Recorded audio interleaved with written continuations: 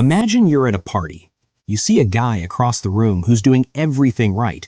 He's holding the door for every single person. He's laughing at jokes that aren't even funny. He's offering to go on a snack run for people he met 5 minutes ago. On paper, he's the perfect person. He's nice. But for some reason, you feel a strange urge to stay away from him. You don't want to be his friend. You actually feel a bit annoyed. This is the nice guy paradox. It's the uncomfortable truth that being too nice, too helpful, and too agreeable can actually act like a repellent, pushing the very people you want to impress further away. To understand why this happens, we have to look at how our brains perceive value. Think of a gold coin. Why is it valuable? Because it's rare, it's solid, and it doesn't change its shape just because you want it to. Now imagine a piece of Play-Doh.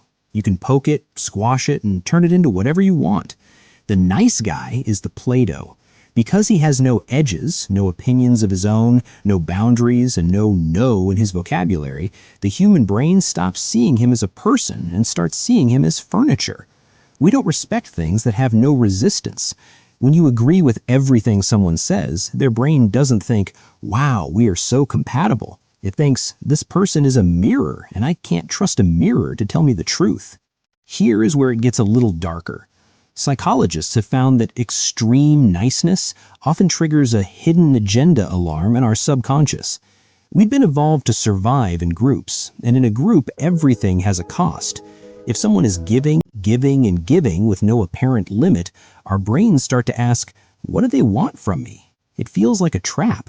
We begin to wonder if this person is being kind because they like us or because they are trying to buy our approval.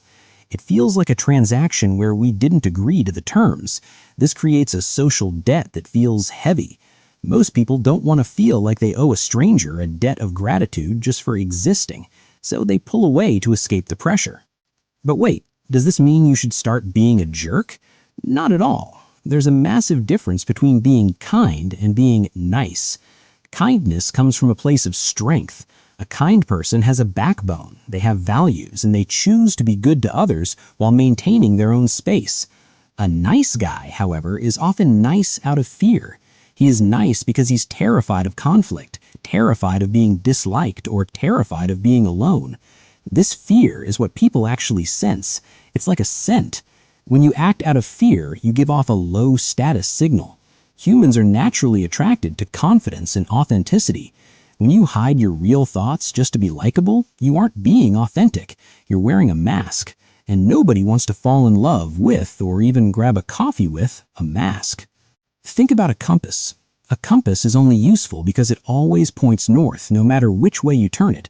If the needle moved just to please you, the compass would be useless. People are the same way. We look for north in others. We want to know where they stand. When a nice guy refuses to pick a restaurant, refuses to disagree with a bad take, or refuses to stand up for himself, he is a compass with a spinning needle.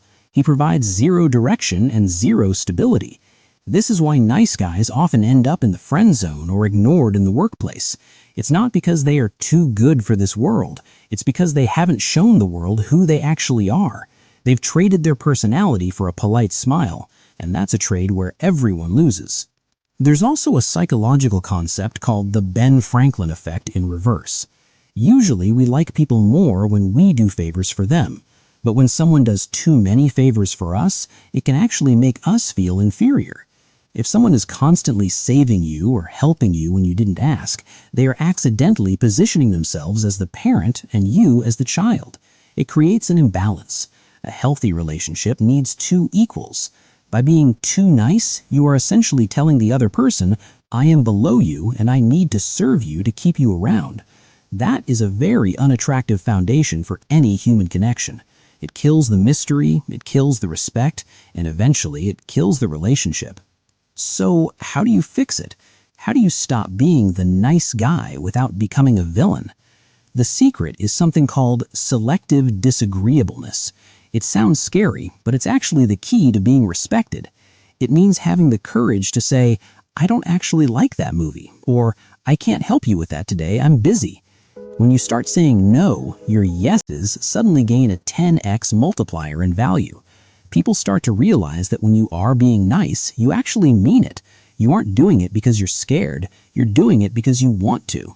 You move from being a nice guy to being a good man or a respected woman. You stop being Play-Doh and start being the gold coin. At the end of the day, people don't want a person who is perfectly smooth and agreeable. They want someone with a few rough edges, someone who has a soul, a spine, and a life of their own. If you spend all your time trying to be exactly what everyone else wants, you'll end up being nothing to no one. The paradox is simple. To get people to stay, you have to be willing to let them walk away if they don't like the real you.